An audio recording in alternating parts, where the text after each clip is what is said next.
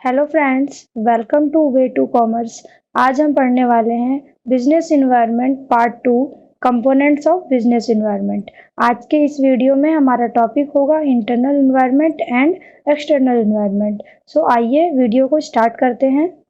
First topic है हमारा components of business environment. अभी लास्ट वीडियो में हमने बिजनेस इन्वायरमेंट के कॉन्सेप्ट को समझा था कि बिजनेस इन्वायरमेंट क्या होता है।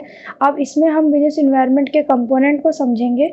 दो तरह के कंपोनेंट होते हैं, internal environment and external environment. Internal environment में जो आते हैं वो ऑब्जेक्टिव पॉलिसीज, स्ट्रक्चर वगैरह, वो अभी हम आगे इस वीडियो में पढ़ेंगे। एंड एक्सटर्नल इन्वायरमेंट में दो कंपोनेंट आते हैं, उसके माइक्रो इन्वायरमेंट और मैक्रो इन्वायरमेंट, और इनके अंदर क्या क्या कंपोनेंट होते हैं ये भी अभी हम इस वीडियो में आगे पढ़ेंगे। सबसे पहले हम इंटरनल इन्वायरमेंट के कॉन्सेप्ट को समझ लेते हैं। इंटरनल इन्वायरमेंट वो सारे फैक्टर्स होते हैं, इनमें वो सारे फैक्टर इंक्लूड होते हैं जो बिजनेस को इंटरनली इन्फ्लुएंस करते हैं, जो बिजनेस के अंदर मौजूद होते हैं और बिजनेस को अंदर ही इन्फ्लुएंस करते हैं। ये वो फैक्टर्स होते हैं जिनके ऊपर बिजनेस का कंट्रोल होता है और इनकी स्टडी करना भी मैनेजर के लिए इजी होता है। तो इंटरनल इन्वायरमेंट का मतलब भी होता है अंदर का इन्वायरमेंट, वो सारे फैक्टर जो बिजनेस के अंदर प्रेजेंट होते हैं और बिजनेस को अंदर से ही इफेक्ट करते हैं। अब वो कौन कौन से कंपोनेंट होते हैं, कौन कौन से वो फैक्टर होते हैं, वो देख लेते हैं। जैसे objective, policies, organisation structure, production method, production capacity, participation in management, ये सब जो है इंटरनल इन्वायरमेंट के कंपोनेंट होते हैं। जैसे किसी भी ऑर्गेनाइजेशन का ऑब्जेक्टिव क्या होगा, ऑर्गेनाइजेशन का गोल क्या है जो उसको अचीव करना है, उस गोल को अचीव करने के लिए मैनेजमेंट ने पॉलिसी क्या क्या बनाई है, और ऑर्गेनाइजेशन का स्ट्रक्चर क्या है, जो प्रोडक्शन करने जा रहे हैं उस प्रोडक्शन के लिए मेथड क्या फॉलो किया जा रहा है, कितनी कैपेसिटी रखी है प्रोडक्शन की कि हाँ हमें इतना क्वांटिटी जो है वो प्रोड्यूस करना है, और वर्कर्स का और सुपीरियर्स का मैनेजमेंट में पार्टिसिपेशन कैसा है, उनका आपस में रिलेशनशिप कैसा है। ये सारे फैक्टर्स जो होते हैं बिजनेस के ऊपर बहुत ज़्यादा इफेक्ट डालते हैं, लेकिन ये होते हैं बिजनेस के इंटरनल इन्वायरमेंट में। अब हम एक्सटर्नल इन्वायरमेंट को समझते हैं। एक्सटर्नल इन्वायरमेंट क्या होता है? वो सारे फैक्टर्स जो बिजनेस के बाहर प्रेजेंट होते हैं और बिजनेस को बाहर से फर्क डालते हैं, बाहर से इफेक्ट डालते हैं, और जिनके ऊपर बिजनेस का कोई कंट्रोल नहीं होता। स्पेशली उनको हम दो कैटेगरीज में डिवाइड करते हैं, माइक्रो इन्वायरमेंट और मैक्रो इन्वायरमेंट। और इन फैक्टर्स का भी हमारे बिजनेस के ऊपर बहुत ज़्यादा इन्फ्लुएंस होता है। अब एक्सटर्नल इन्वायरमेंट होते कितने टाइप्स के हैं, कितने तरह के हैं, वो देख लेते हैं। Factors of external environment, macro environment जिसको हम दूसरे नाम से भी जानते हैं जनरल इन्वायरमेंट, और एक होता है माइक्रो इन्वायरमेंट जिसका दूसरा नाम होता है ऑपरेटिंग इन्वायरमेंट। तो सबसे पहले हम माइक्रो इन्वायरमेंट को समझ लेते हैं कि माइक्रो इन्वायरमेंट क्या होता है। ये वो फैक्टर होते हैं जो बिजनेस के साथ बहुत ज़्यादा क्लोजली रिलेटेड होते हैं, इनका बिजनेस ऑर्गेनाइजेशन के साथ बहुत ज़्यादा क्लोज रिलेशनशिप होता है, और इनकी वजह से बिजनेस के हर यूनिट पे अलग अलग तरीके से इफेक्ट पड़ता है, जिसमें मेनली आते हैं आपके मार्केटिंग इंटरमीडिएरीज।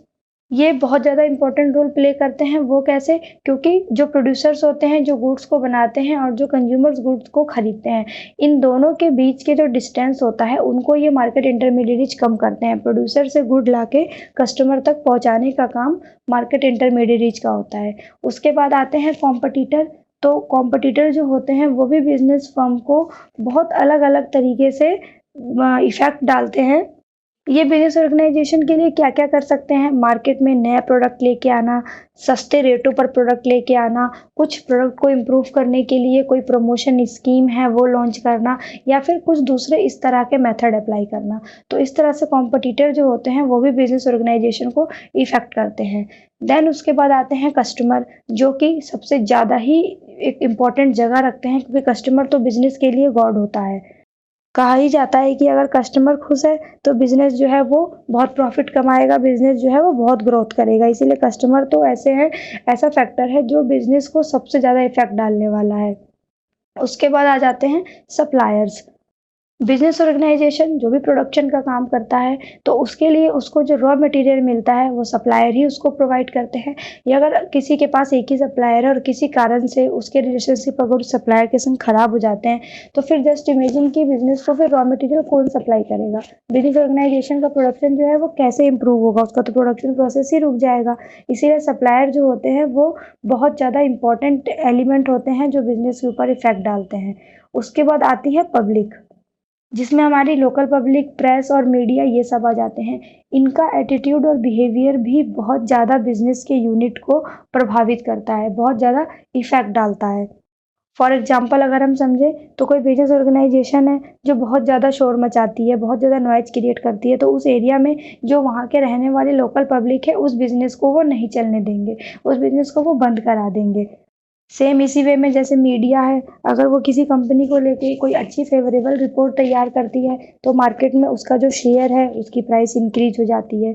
तो इस तरह से लोकल पब्लिक, प्रेस और मीडिया ये सब जो होते हैं बिजनेस यूनिट के ऊपर बहुत ज़्यादा इम्पैक्ट डालते हैं। तो ये हमारे जो कुछ कंपोनेंट थे ये माइक्रो इन्वायरमेंट के अंदर आते हैं।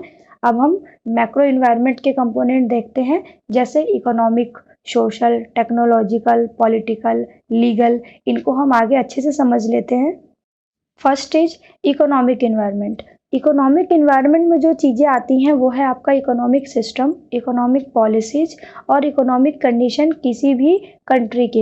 ये तीनों कंपोनेंट जो होते हैं यही मिलके किसी भी कंट्री का इकोनॉमिक इन्वायरमेंट बनाते हैं। मार्केट में जो भी थ्रेट्स हैं, जो भी अपॉर्चुनिटीज़ हैं, ये इकोनॉमिक इन्वायरमेंट क्रिएट करता है। इसीलिए बिजनेसमैन जो होता है उसको चाहिए कि वो time to time economic environment को स्कैन करता रहे, और जो भी थ्रेट है यानी जो भी डर है उसको वो रिमूव करे, अवॉइड करे, और जो भी अपॉर्चुनिटीज उसको मिल रही है बिजनेस को इम्प्रूव करने के लिए उसको वो जल्दी से पकड़ ले, अपॉर्चुनिटी का वो फ़ायदा उठाए।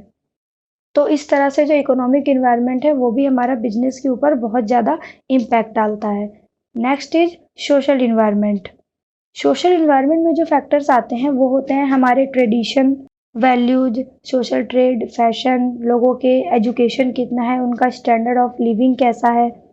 क्योंकि ये ट्रेडिशन और फैशन ये चीज़ें ऐसी हैं, वैल्यूज जो टाइम के अकॉर्डिंग चेंज होती रहती है। इसलिए सक्सेसफुल बिजनेसमैन जो होता है वो वही होता है जो टाइम से इन सोशल इन्वायरमेंट को अच्छे से स्टडी करे और इसमें होने वाले चेंजेस के साथ कदम से कदम मिलाकर चले। तो इसलिए सोशल इन्वायरमेंट जो है वो भी बिजनेस के ऊपर बहुत ज़्यादा इम्पैक्ट डालता है। Next is technological environment. Technological environment का मतलब होता है नई नई टेक्निक को इनोवेट करना। जो भी हम गुड्स एंड सर्विसेज बनाते हैं उनको बनाने के लिए नई टेक्नोलॉजी लेके आना, अपने बिजनेस को चलाने के लिए जो लेटेस्ट मेथड है उनको लेके आना, क्योंकि जो टेक्नोलॉजिकल चेंजेज हैं वो बहुत अच्छा ही जो है रिजल्ट देता है कस्टमर को, बहुत बेटर रिजल्ट देता है कस्टमर को।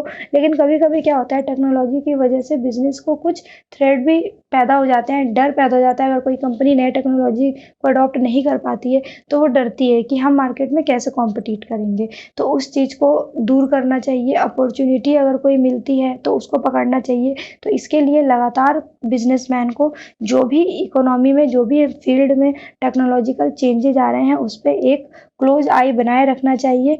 सही समय से इनमें होने वाले चेंजेस को समझ लेना चाहिए और उसके यूज करना चाहिए अपने ऑब्जेक्टिव को अचीव करने के लिए। Next is political environment. Political environment को हम कहते हैं जो भी हमारी कंट्री है उसमें जो गवर्नमेंट का बिहेवियर होता है बिजनेस के प्रति, या फिर हमारे इकोनॉमी में जो स्टेबिलिटी बनी हुई है, जो पीस है हमारे देश में, इन सब को हम पॉलिटिकल इन्वायरमेंट में इंक्लूड करते हैं। क्योंकि इसका हमारे देश में अगर ये देश में हमारे पीस बना रहेगा, स्टेबिलिटी बना रहेगा, तो इसका कहीं ना कहीं पॉजिटिव इफेक्ट हमारे बिजनेस के ऊपर ही आएगा। बट अगर एक कंट्री स्टेबल ही नहीं है, पॉलिटिकली शांति नहीं है किसी देश में, तो उसका नेगेटिव इफेक्ट आएगा बिजनेस के ऊपर। इसीलिए बिजनेसमैन को पॉलिटिकल इन्वायरमेंट को केयरफुली स्कैन करना चाहिए, एनालाइज करना चाहिए और उसके ऊपर स्टडी करना चाहिए। इकोनॉमी में अलग अलग तरह की पॉलिटिकल पार्टी एग्जिस्ट करती है, वो कब क्या प्रॉब्लम खड़ी कर दे ये भी नहीं पता होता है, लेकिन कब कहाँ वो लोग हेल्प कर जाएं ये भी पता नहीं होता। तो बिजनेसमैन को इस तरह की अपॉर्चुनिटी का जो है वो फ़ायदा उठाना आना चाहिए, तभी वो पॉलिटिकल इन्वायरमेंट को पॉजिटिवली अपने बिजनेस के लिए यूज कर सकता है। Next is legal environment. Legal environment का मतलब होता है कि जो भी हमारी कंट्री में हमारी गवर्नमेंट जो भी एक्ट पास करती है, कोर्ट जो हमारे देश में जजमेंट पास करते हैं, अलग अलग तरह की जो एजेंसियां बनाई गई हैं, आयोग हैं, कमीशन जिनको हम बोलते हैं, उनके द्वारा जो डिसीजंस लिए जाते हैं, 3 तरह की जो गवर्नमेंट बैठी है, सेंट्रल, स्टेट और लोकल, इनके द्वारा जो भी लीगली फ्रेमवर्क तैयार किया जाता है, जो भी बिजनेस से रिलेटेड एक्टिविटीज़ की जाती है, तो इन सब चीज़ों को अच्छे से स्टडी करना और यही सारे कंपोनेंट मिलकर जो है वो लीगल इन्वायरमेंट बनाते हैं और इनका पॉजिटिव और नेगेटिव दोनों ही तरह का इफेक्ट होता है बिजनेस के ऊपर। बट इसको स्कैन करना बिजनेसमैन का काम है। बिजनेसमैन को रेगुलरली लीगल इन्वायरमेंट को स्कैन करते रहना चाहिए, देखते रहना चाहिए कि गवर्नमेंट ने क्या एक्ट बनाया, कोर्ट क्या डिसीजन दे रही है, क्या जजमेंट पास कर रही है, कमीशन क्या डिसीजन ले रहे हैं, हमारी कंट्री का लीगल सिस्टम क्या है, इसको समझते रहना चाहिए। तभी जो है वो इस इन्वायरमेंट का फ़ायदा उठा सकता है। Thank you for watching my video. अगर आपको ये वीडियो पसंद आया तो इसे ज़रूर लाइक करें, ज़्यादा से ज़्यादा वीडियो को शेयर करें और आने वाले टॉपिक्स के अपडेट्स के लिए चैनल के साथ बने रहें, सब्सक्राइब करें। अब हम मिलेंगे अपने नेक्स्ट वीडियो में, जिसमें हम पढ़ेंगे business environment part 3 new economic policy के बारे में।